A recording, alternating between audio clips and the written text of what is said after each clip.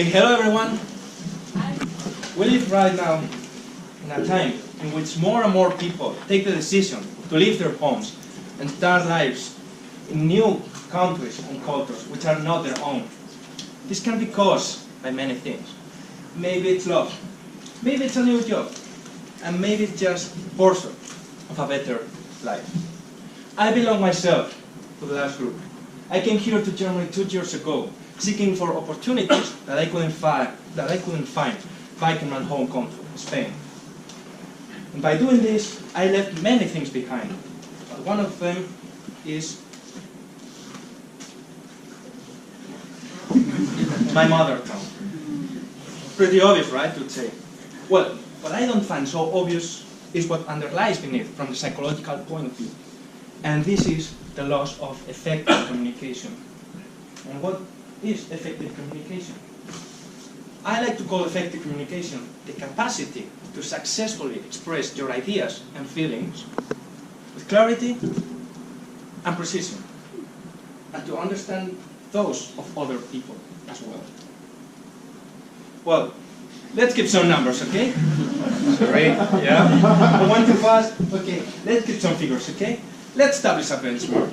Let's say that the level of effective communication that I have in Spanish, my mother tongue, is 100%. I really love talking Spanish. I could be talking for hours.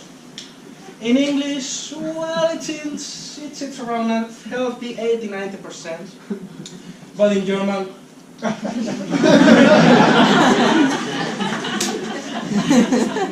well, this is good in German, okay?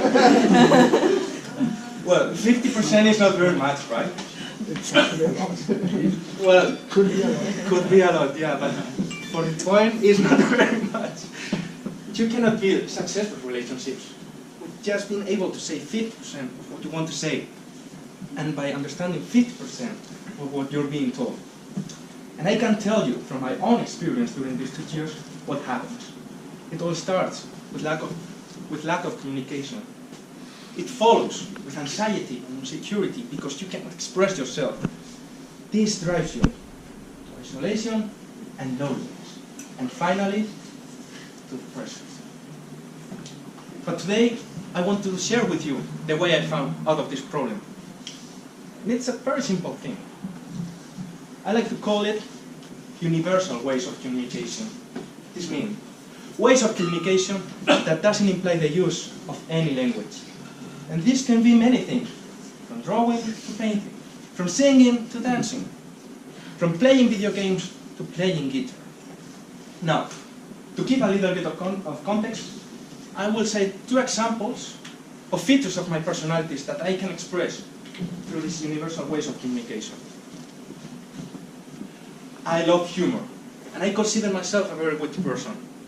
There's one specific situation in which I like to be this way, and this is during parties. But here, I really have problems with it, because there's a lot of noise coming from the music and the people, and it makes it impossible to understand a language, which is already very difficult for me. How do I overcome it? By dancing. But I don't mean proper dancing, but more just making any kind of full movement that fits into the music. And believe me, when I do this, and I see my friends doing the same and following me, it feels amazing. I can just build a connection that I couldn't build by using any language. Another example is that I consider myself a very dynamic person. I always to be active, doing things, always on the move. And I'm also a positive person. I always take my challenges with optimism and with a good life philosophy. This is something that's already very difficult for me to explain in my mother tongue. So yeah, how do I do this? How do I express this? Through sport. During the last months, I've gathered a group of friends and we go every week a couple of times to fitness training in Arévalo in Munich. Maybe some of you know it already. And when I'm there, it just feels awesome, boy. I mean, you can run and jump, and I run even faster, and I give everything out of myself. And not only that, but when I see my colleagues struggling and not being able to do the exercise, I just go by them, pat them on the shoulder, and shout to them, "Yeah, man, you can do it!" Well, the conclusion of this talk and the message that I want to send to you is don't stay silent.